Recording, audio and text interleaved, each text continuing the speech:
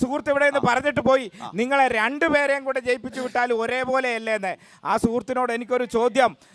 നിങ്ങൾ ആദ്യം അധികാരത്തിൽ വരുമ്പോൾ നിങ്ങളൊരു കാര്യം പറഞ്ഞിരുന്നു, റോബർട്ട് വധേര വലിയ കുംഭകോണക്കാരൻ, അഴിമതിക്കാരൻ, ഭൂമി കുംഭകോണം, ഞങ്ങൾക്കൊരവസരം ഞങ്ങൾ പിടിച്ച് അകത്തിടും.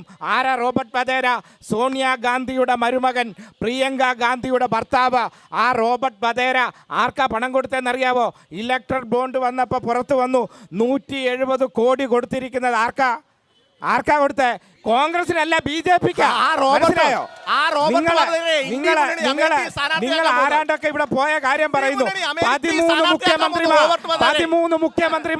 13 മുഖ്യമന്ത്രിമാരാണ് നിങ്ങളുടെ പാളയത്തു നിന്ന് അപ്പുറത്ത് പോയിരിക്കുന്നത്. പാർലമെന്റ് അംഗങ്ങൾ, MLA മാർ എല്ലാമായി നിരവധി പേർ. തോമസ് ഐസക്കിനെ വിജയിപ്പിച്ചു വിട്ടാൽ 1 കോടിയുമായി ആര് വന്നാലും തോമസ് ഐസക്ക് ഇടതുപക്ഷത്തിന്റെ ഭാഗമായി പാർലമെന്റിൽ കാണും. ഒറ്റ കാര്യം കൂടി, ജനങ്ങൾ തീരുമാനിച്ചു കഴിഞ്ഞു. ഇവിടെ ശബരിമല ഉൾക്കൊള്ളുന്ന ജില്ലയാണ്.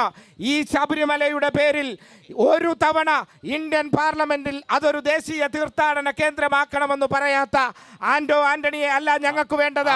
തോമസ് ഐസക് എന്ന് പറയുന്ന അദ്ദേഹം അവിടെ എത്തിയാൽ ഇന്ത്യൻ പാർലമെന്റിൽ എത്തിയാൽ ആ ശബരിമലയുടെ പേരിൽ വികസനമെത്തും.